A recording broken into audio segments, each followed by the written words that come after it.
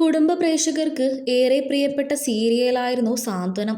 സാന്ത്വനം സീരിയലിന്റെ രണ്ടാം ഭാഗത്തിനായി കാത്തിരിക്കുകയാണ് മലയാളി സീരിയൽ പ്രേക്ഷകരെല്ലാവരും. സാന്ത്വനം സീരിയൽ ജൂൺ 17 മുതൽ ആരംഭിക്കുന്നതായിരിക്കുമെന്നാണ് റിപ്പോർട്ടുകൾ വന്നത്. ഇതിന് പിന്നാലെ സാന്ത്വനം സീരിയലിലെ പുതിയ കഥാപാത്രങ്ങളെയും പ്രോമോയിൽ കാണിക്കുകയും ചെയ്തിരുന്നു.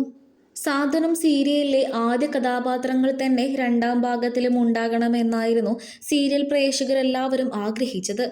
എന്നാൽ ഇതിന് പ്രതികൂലമായിക്കൊണ്ടാണ് സീരിയലിന്റെ പ്രോമോ പുറത്തുവന്നത്.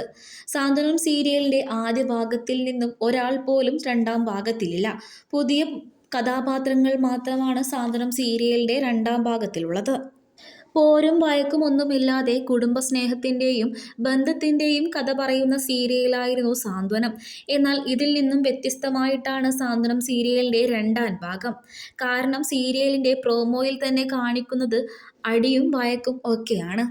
പുറമെ അകന്നും അകമേ അടുത്തുമെന്നായിരുന്നു സീരിയലിന്റെ അടിക്കുറിപ്പ് പോലും. ഇപ്പോൾ ഇതാ സീരിയലിലെ കഥാപാത്രങ്ങളെ കണ്ട് ഞെട്ടലിലാണ് ആരാധകർ.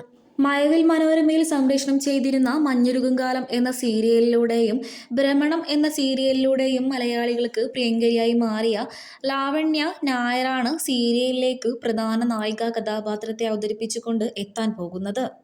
കുടുംബവിളക്ക് സീരിയലിലൂടെ മലയാളികൾക്ക് പ്രിയങ്കരനായി മാറിയ കൃഷ്ണകുമാർ മേനോനാണ് സീരിയലിലെ പ്രധാന നായകന്റെ കഥാപാത്രത്തെ അവതരിപ്പിച്ചുകൊണ്ട് എത്താൻ പോകുന്നത്.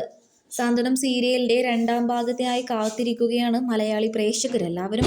എങ്കിലും സാന്ത്വനം സീരിയലിന്റെ ആദ്യ ഭാഗത്തിൽ നിന്നും ഉണ്ടാകില്ല എന്നറിയുമ്പോൾ ഏറെ ദുഃഖത്തിലാണ് ആരാധകരെല്ലാവരും.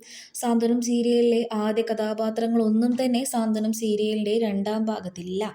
അധികം വൈകാതെ തന്നെ സീരിയൽ സ്ക്രീനിൽ വരുന്നതായിരിക്കും.